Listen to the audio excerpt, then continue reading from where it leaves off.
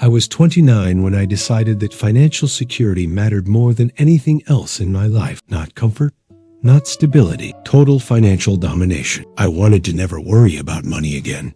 To build wealth so substantial that every decision I made would be free from economic anxiety. I watched my parents struggle, watched them argue about bills at the kitchen table, watched my mom's face when she had to tell us we couldn't afford things other kids had. I swore I'd be different. I'd win financially, completely and permanently, no matter what it took. If you want to know what happens when someone actually succeeds at that goal, when they get everything they aimed for, and discover what they traded to get there, hit that subscribe button right now, because this isn't about money advice. It's about the price of winning. My name is Kayla Nguyen, and I became a venture capitalist in Boston. Not the kind who writes small checks and hopes for the best. The kind who identifies unicorns before anyone else sees them, who turns millions into hundreds of millions, who gets calls from founders before they call anyone else. I was good at it, unnaturally good.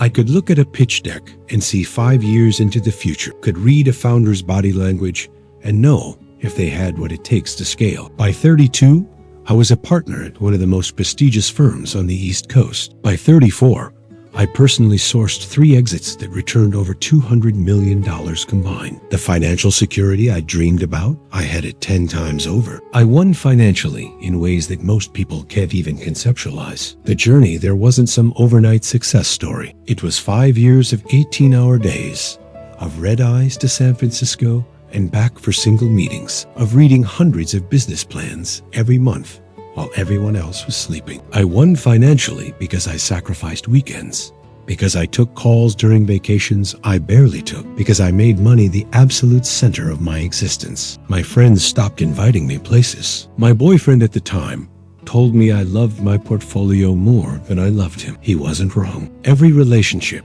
every hobby, every moment of rest was weighed against one question. Will this help me win financially? If the answer was no, I didn't do it. I remember the day I made partner, standing in that conference room, looking at the equity agreement, realizing I'd just secured my financial future forever. The compensation package alone was worth more than my parents made in 2 decades combined. I'd won financially in the most complete, total way possible. I called my mom and heard her cry with relief. Called my dad and heard pride in his voice for the first time in years. That night, I sat in my apartment with a bottle of champagne and felt like I'd conquered the world. Every financial goal I'd ever set, achieved. Every worry about money, eliminated.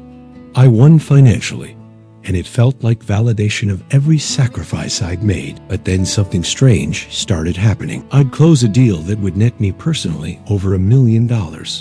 And I'd feel nothing. Not excitement, not satisfaction, just a flat, empty acknowledgement that the number in my account had gone up. I won financially on paper, but the victories started feeling hollow. I'd be in pitch meetings with founders who were so passionate about their vision, they could barely sit still. And I'd realize I couldn't remember the last time I felt that way about anything. I had financial security beyond measure, but I couldn't recall the last time I'd laughed until my stomach hurt. I won financially, but I started to notice that when I looked in the mirror, I didn't recognize the person staring back. The turning point came on my 36th birthday. I was alone in my office at 9 p.m., reviewing term sheets, when I realized I hadn't made a single plan to celebrate. Not because I was too busy, because there was nobody to celebrate with. Every friendship I'd had was now either professional or extinct. The boyfriend who'd left me years ago was married now with a kid. I saw the photos on social media sometimes, him looking genuinely happy in ways that had nothing to do with money. I won financially. I had 7-figure liquid net worth, and I spent my birthday alone with Excel spreadsheets, realizing that winning financially had cost me everything else. I started noticing other things. How I couldn't remember the last time I'd read a book that wasn't about business. How I'd stopped listening to music entirely because it felt like wasted time. How I'd been to 12 different cities in the past year and couldn't tell you a single interesting thing about any of them because I'd only seen airport, office, hotel, repeat. I won financially, but I'd lost the ability to experience joy from anything that didn't have a dollar sign attached. Food was fuel. Exercise was maintenance. Sleep was an inconvenience. I'd won financially by turning myself into a machine. And machines don't need the things that make life worth living.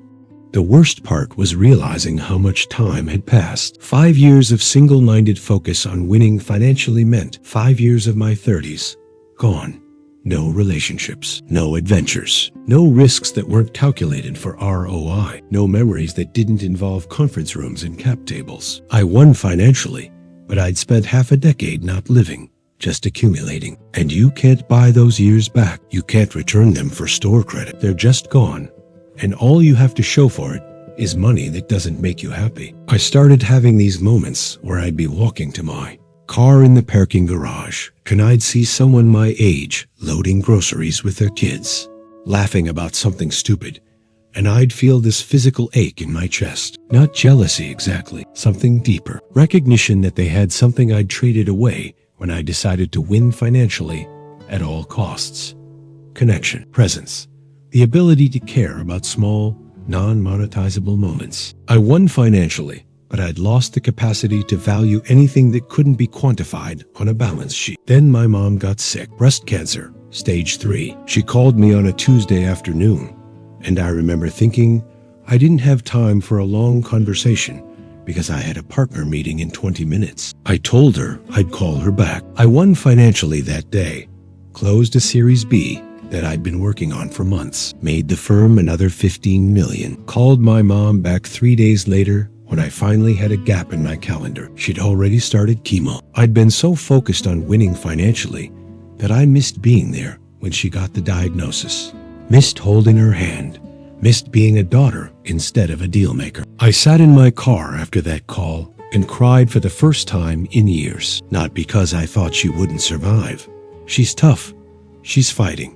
She's going to be okay. But because winning financially had turned me into someone who prioritized a funding round over her own mother's cancer diagnosis, someone who measured her worth in dollars and her time in ROI, someone who won financially but lost her humanity somewhere along the way.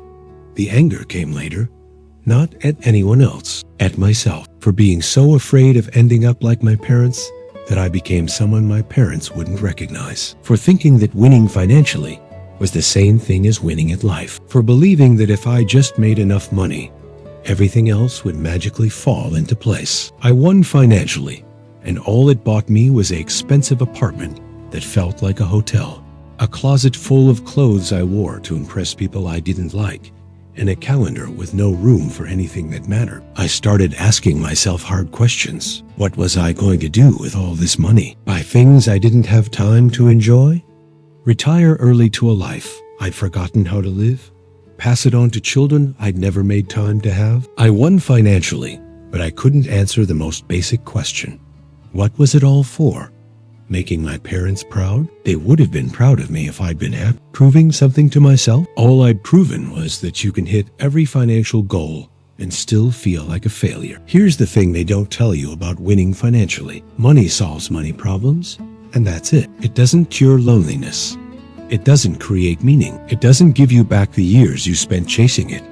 I won financially, and I have everything I thought I wanted, and nothing I actually need. I can afford any vacation, but have no one to go with. I can buy experiences, but I've lost the ability to experience them. I won financially, but I can't remember the last time I felt truly alive. Looking back now with some distance and perspective, I can see that I won financially because I made it my only priority. And when you make money your only priority, everything else becomes negotiable. Friendships become networking. Love becomes a distraction. Time becomes a resource to be allocated for maximum return. I was financially successful, staggeringly so, but I was also emotionally bankrupt. And you can't deposit loneliness into a savings account and watch it grow into connection. The prosperity I achieved is real. I'm not going to pretend otherwise. I'm set for life financially. I could stop working tomorrow and live comfortably for the next 50 years. I won financially in the most objective, measurable sense. But here's what I know now that I wish I'd known at 29. Financial security is important. It matters. But it's not the whole game. It's not even the most important part. I won financially, but I lost perspective, balance, And the understanding that being rich means nothing if you're too empty to enjoy. If you're out there right now grinding, sacrificing, telling yourself that once you hit your financial goals, everything else will work out, I need you to hear this. It won't. You can win financially and still lose. You can achieve every monetary milestone you set and still wake up wondering why you feel so hollow. Money is a tool, not a destination. I spent years treating it like the finish line, and when I finally crossed it, I discovered there was nothing on the other side except more emptiness and the ghosts of everything I'd given up to get there. Chase your financial goals. Build your wealth. Win financially if that's what matters to you. But don't do what I did. Don't make it your only goal. Don't sacrifice everything else on the altar of your bank account, because the people who tell you that you can have it all are lying. But the people who tell you that money doesn't matter are lying too. The truth is somewhere in the middle, in the messy space where you try to succeed financially without losing yourself completely in the process. I won financially. I lost something more important, and no amount of money can buy it back.